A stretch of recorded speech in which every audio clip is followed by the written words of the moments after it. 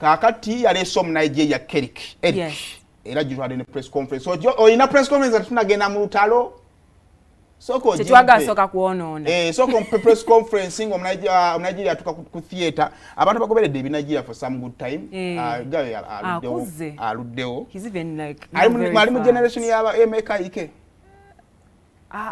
ba Emeka nga bagwako gwego omujijo gwaddako era y'abajimu Ike ngegendeka bano bibe babajja. Okay.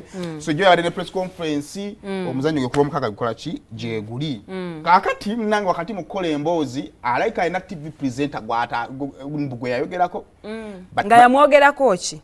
Saimo wagamba ku TV tusale ekigambo tukola kyonna kye twagala. Ate tosobola kwanadanga okola bino bitukola. Bino bitukola. Kyobola banze namayini neki nze teranyo gena mu comments z'abantu.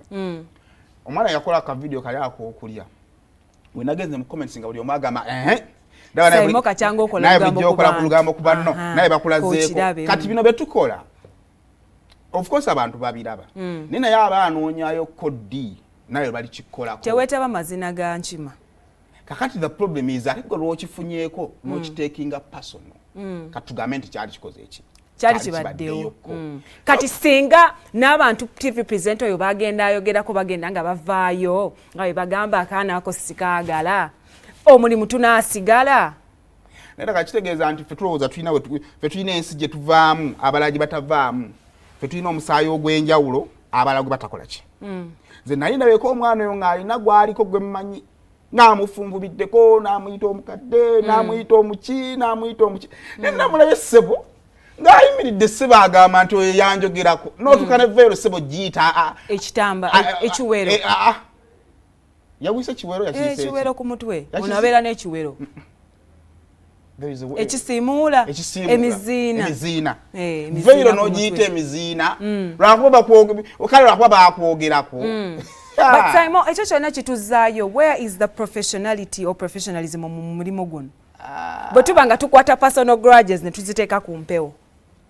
Ezimu teziba na personal grudges nabeeko ng'ayogera ku muntu gw'atalinaako kintu kyonna gw'atalabanga kuba nga yamulabako omulundi gumu naye nga bamuwadde script. Nga oba simanyi. No, ng'aliko script naye ng'ayogera nga eyaliyo. So wampe post ya Zubeda. Gwasomo nedda Luganda. Olaba? Omwana Zubeda Byantalo mukalimu ke kasinga okutegeera agambye bwati. Zahara Toto ng'oggyeko okuzaala abaana mu basajja b'otamanyi. And you're showing us your struggling body. What else can you offer to Uganda as a country? N'ateekawo full stop. N'ayongera. Veiling his respect and buli wenteeka ekyo kyayogedde. My egg. Ndabawo. I'm not a person who just sleeps with men. Kuba siri soba. You have to respect this leader. I mean Shamim Byantalo kuba wamaanyi. If you can't even organize olukiiko lw'abakyala ku kyalo mugeye those drunkards men you have mama nyabo. Then you just next time byola bambuka bireke. When next time when you're spitting what you call saliva, first think who you're attacking. N'ateekawo ekigamba bwe kirala. N'agenda mu NB bino bikulu. I didn't invite your station. They looked for me. Kuba I'm a very important person. I don't look for media, they look for me. As you're still struggling and waiting for Aerial. Okay. Struggling body yeriwa. Statement yeno. Why uli mukazi munno? Gwe mulimu oguli mu struggle. Omubiri nga guli mu struggle. Nenze kyemmanyi kiri kimu. Kano katandika butandisi. Oyo yejja muwulira. Sasi ligenda kubali ya kunyama. Buchango ozitandika. Waliwo entalo z'otinkula. Naye waliwo entalo z'otinkula ng'otinkudde olutalo lugenda balwa sasi kunyama. Naye nga maliriza bwenti. Ale kino ekintu nkirabyeko nnyo. Yes. Abakola guno omulimu. Ffe tulowooza tulina kwogerwako. Ekibuuzo immunity tugijjawa. Simanyi. Nali ndabyekera TV present home.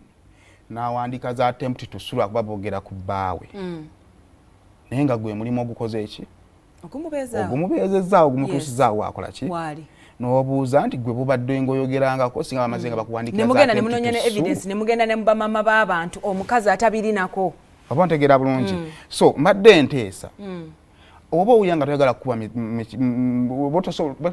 ata michira gikoze kitya tewetaba mazina ga nkima nga toyagala michira gikole ki otegera bulungi bwali abantu esaazi nga moral authority egamba nti gundi yanjogerako tokyagirina toyina right by the way toyina right oba kale va mu lugambo olwo ogenda okola ekirala because I've seen people abakikozeeko no ani akikoze no, I'm just talking about the presenter munne yali Anatalia akikoze I'm just talking about that person oba tegera osobola kuba abantu natandika okugenda abakoze boti bakoze boti so awo ekyo tukirekawo pozinaga tumuzeeyo mu music akati badde ninaani awo Dalen Sandra kakati